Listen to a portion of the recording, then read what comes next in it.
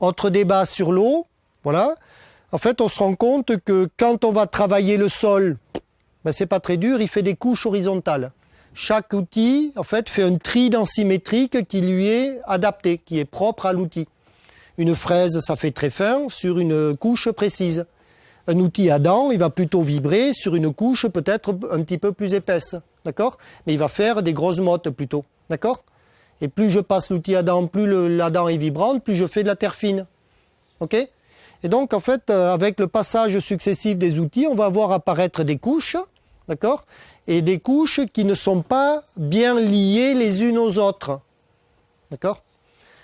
Et donc, on va faire de la macroporosité avec des problèmes de circulation de l'eau et de l'air là-dedans. Parce que le lien entre les morceaux ne se fait pas bien. Et dès que vous arrêtez de travailler le sol, il va se passer quelque chose, la biologie prend le relais, et la biologie, en fait, elle va simplifier les couches et donner de la cohésion, c'est-à-dire elle va faire de la porosité avec les racines, les galeries de vers de terre, et on va faire un lien entre de la macroporosité et de la microporosité, c'est-à-dire qu'on va complexifier le système, et donc dans ces gros pores va circuler de l'air et de l'eau, et l'eau, en fait, elle va se stocker dans les éléments très très fins jusqu'où vont toutes les radicelles. C'est-à-dire vous infiltrez très vite et puis vous allez tout humecter, mettre de l'eau partout. En fait, la macro et la microporosité d'origine biologique, c'est lié et ça permet de faire circuler l'eau et l'air correctement dans le profil et en mettre partout et en stocker partout. Alors que dans l'autre système ici, je peux peut-être en stocker beaucoup ici, mais le temps que ça passe, il faut un certain temps de réaction et donc ça pourrait ruisseler. D'accord ?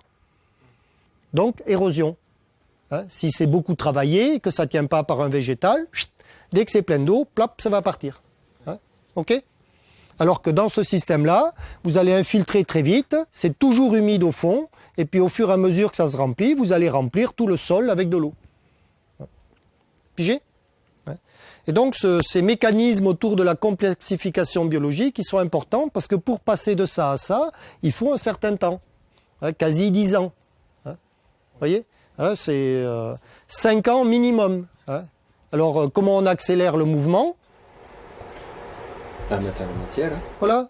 Plus vous allez mettre de nourriture, plus vite vous allez développer les communautés biologiques, etc. C'est pour ça toujours une racine vivante qui va faire ce travail-là et toujours de la nourriture pour les vers de terre et tous les autres qui font aussi le job. Comment ça se passe si on a une belle semelle de labour ? Eh bien, une semelle de labour, ça va devenir dur comme du béton. Alors imagine que le marron, là, ici, c'est la semelle de labour. Donc quand j'ai quelque chose qui ressemble à ça, comment je fais pour m'en débarrasser ?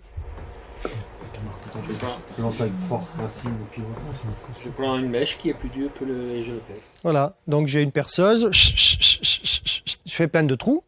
Plus j'ai de trous, plus ça marche. D'accord ? Et ben, comment tu vas percer une semelle de labour à 30 ou 40 cm de profondeur ? Ben voilà, tu as la racine pivot, tu as la galerie du ver de terre et puis tu n'as pas 36 outils. C'est une racine et un ver de terre qui fait le boulot. Ils y arrivent très bien, sauf qu'il faut leur laisser un tout petit peu de temps. C'est-à-dire que tant que cette couche-là n'est pas percée, tu n'as pas accès à toute l'eau et tous les minéraux de la couche profonde. Et c'est là qu'on a des vraies tuiles dans les systèmes agricoles. C'est-à-dire que imagine que ma racine, elle s'arrête là et que cette couche elle est trop dure, d'accord ? Eh bien, tu limites le potentiel de croissance à cette zone-là. Alors maintenant, il y a la canicule et c'est sec, c'est cuit. Et donc, on a des stratégies où, en permanence, il faut casser la compaction et les semelles de labour, etc., ou les semelles d'outils. Et donc, quand est-ce qu'une plante va pouvoir passer à travers ? Allez, quiz, question. À travers une semelle ? Ouais. À un moment où c'est vraiment très humide. Oui, c'est-à-dire plus votre sol va se gorger d'eau et plus il va s'humidifier, plus c'est facile à passer malgré tout. D'accord ? Donc, quand est-ce que le sol va être humide ? Voilà, automne, hiver, début du printemps, globalement. Donc là, vous pouvez passer une racine dans le système sans souci. Mais quand vous êtes dans la phase printemps-été où vous allez vers le sec, tous les sols qui sèchent, ils deviennent durs comme du béton. Et là, vous ne mettez plus aucune racine dedans. Donc, il y a vraiment une phase de préparation de la biologie des sols.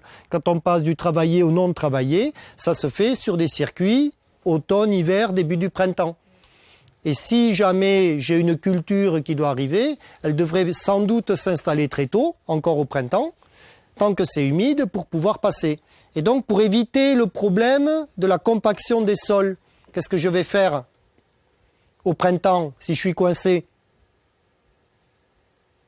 Mais je vais garder le sol humide par de l'irrigation, surtout en jardinage. Je ne vais pas me priver 2 minutes, hein, parce que ce n'est pas les quantités d'eau en jeu, globalement, par rapport à un système agricole. Et donc, l'irrigation, c'est un système qui, dans la phase de transition, doit vous permettre de garder les profils humides pour que les racines passent facilement partout. D'accord ? Donc, un sol, en fait, ne doit jamais se sécher au printemps, dans la phase où vous installez les plantes jeunes. Et donc, si vous êtes irrigant, il faut irriguer très tôt des plantes jeunes. Ça, c'est impératif pour installer les systèmes racinaires. Et je vous garantis que la plante, elle n'est pas feignante, elle passe, elle va au fond. C'est ça, c'est du blabla. Et faire souffrir une plante jeune, vous y pensez même plus. D'accord ? La plante, en fait, vous ne faites pas souffrir vos enfants. Si jamais il y a la disette et la famine, vous pouvez jeûner 3 jours. Pas de souci, vous n'allez pas mourir tout de suite. Il y a un gamin qui n'a pas à manger, mais tout de suite, c'est des séquelles énormes qui pourraient arriver. Donc toi, tu peux te priver, mais pas un gamin, parce qu'il est en pleine croissance et il a des gros besoins. Donc une plante jeune, on ne la laisse pas souffrir, on voit que ça sèche, on envoie de l'eau pour qu'elle puisse installer ses systèmes racinaires dans des systèmes qui ne sont pas encore comme ça. Dans les phases de transition, l'irrigation en jardinage est un vrai outil dans la phase, on va dire, mai-juin, là, quand on installe des plantules qui doivent s'enraciner profondément pour, en fait, que plus vous allez descendre vos racines, plus vous avez accès ensuite à l'eau, à l'humidité, que vous êtes peinard. Donc on a 2 mécanismes. On fait en sorte que le sol ne sèche jamais. Donc on met un couvercle au-dessus. C'est le rôle du paillage. Écran au soleil, on garde l'humidité. Et ensuite, si jamais ça sèche quand même de trop, envoyer un petit peu d'eau par l'irrigation. D'accord ? Alors, quand on met des photos face à face, donc ça c'est une photo qui nous venait du Québec, c'est les mêmes sols, travaillés, sans couverts végétaux, et ici un petit peu moins travaillés et plus de couverts végétaux.